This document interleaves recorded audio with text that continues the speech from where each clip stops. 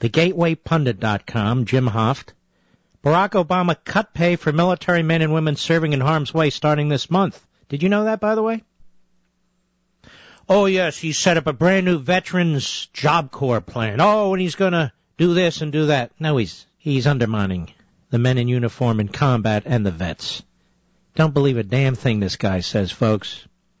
The Army Times reported starting this month, some troops will begin receiving less imminent danger pay when a new policy takes effect that will prorate the standard $225 monthly IDP stipend.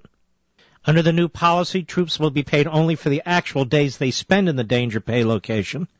Under the previous policy, troops who spent any portion of the month in a danger pay location receive danger pay for the entire month. Let me get this straight. So men and women in uniform in combat for a portion of the month would get danger pay for the whole month. But now we want to save money. Now we piss it away in every damn direction. Trillions of dollars in debt. Every miscreant and malcontent is subsidized. We're looking for ways to subsidize homeowners who didn't, we're looking for ways to subsidize student loans. We're looking ways to subsidize this, that, and the other thing. But men and women in uniform, we're going to put the squeeze on them.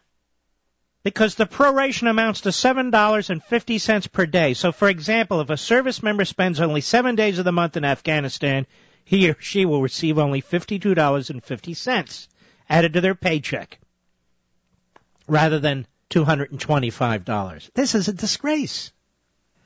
Doug Ross reminds us, this follows efforts by the president to make vets pay for their own health insurance, even those injured in combat, and his calls last month for raises for millions of federal paper pushers. You get it?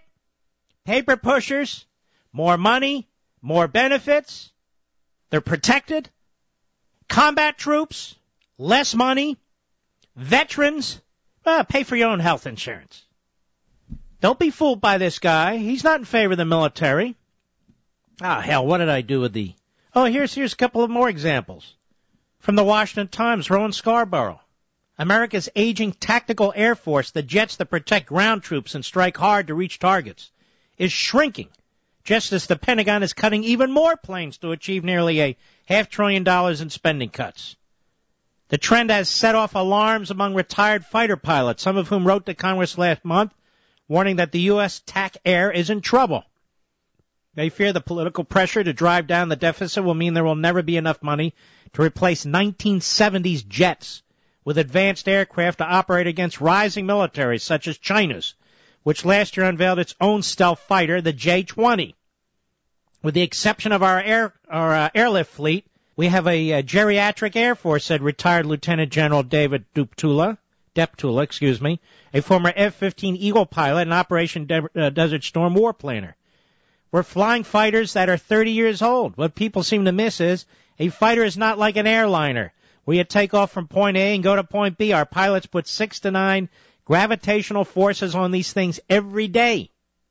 General Deptula, who now heads the MAV-6 LLC aerospace company, pointed to a 2007 event that has come to symbolize the collection of elderly fighter jets. An Air National Guard F-15C, the premier air superiority jet, broke apart in the sky during combat training. The pilot ejected safely. So the Air Force grounded the entire F-15 fleet and later attributed the breakup to a manufacturing flaw in some aircraft dating back to the 1970s.